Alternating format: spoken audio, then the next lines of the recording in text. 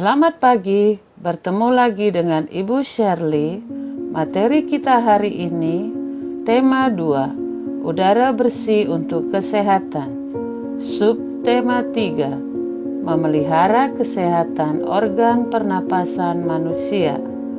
Pembelajaran 1. Di Indonesia ada 2 musim.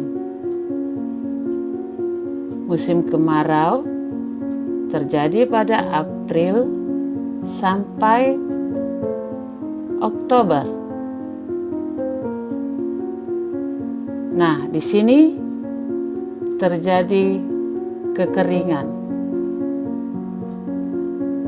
Nah, yang kedua, musim penghujan. Itu terjadi di bulan November sampai Maret. Nah, kalau pada musim penghujan ini, ya sering terjadi banjir.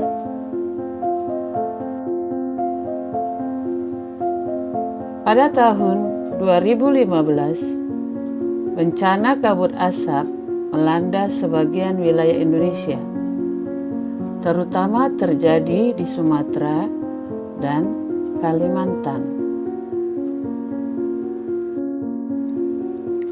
Kabut asap tidak sehat karena asap kebakaran hutan dan lahan menyebabkan debu atau partikel halus hasil kebakaran seperti jelaga. Nah, selain partikel halus, asap kebakaran juga mengandung zat-zat berbahaya seperti ozon, sulfur dioksida, karbon monoksida, dan nitrogen oksida.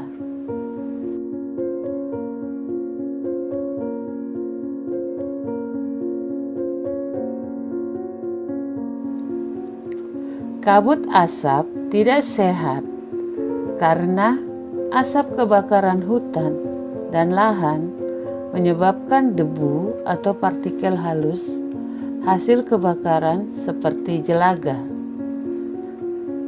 Nah, selain partikel halus, asap kebakaran juga mengandung zat-zat berbahaya seperti ozon, sulfur dioksida, karbon monoksida, dan nitrogen oksida. Bagaimana kita melindungi diri dari kabut asap? Cara melindungi diri dari kabut asap, yang pertama, kita harus menghindari atau mengurangi aktivitas di luar rumah,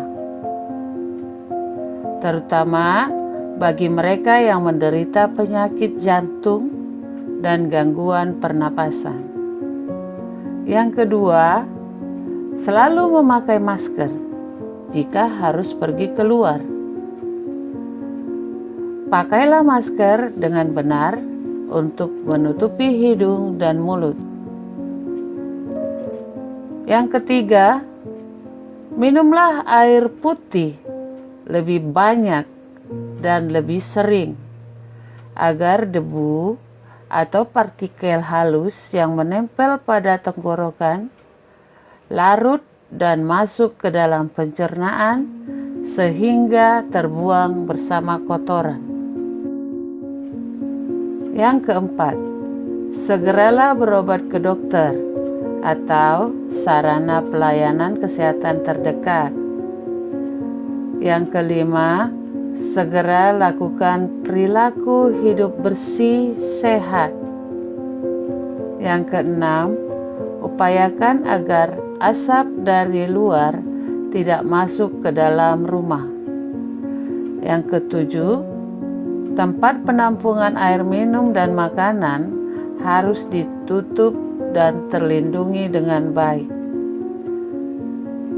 Yang kedelapan, buah-buahan dan sayuran dicuci sebelum dikonsumsi. Ibu akan mengulas kembali kegunaan dari kata tanya. Kata tanya apa digunakan untuk menanyakan hal atau benda yang dibahas di dalam teks.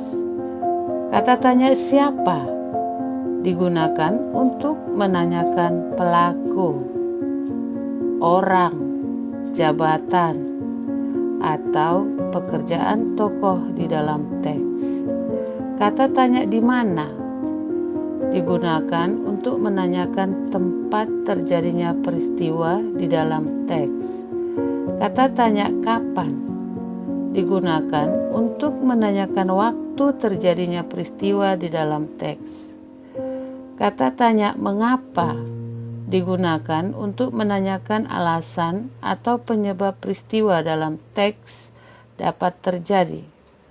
Kata tanya bagaimana digunakan untuk menanyakan cara, proses, ciri-ciri, atau karakter tokoh dalam cerita.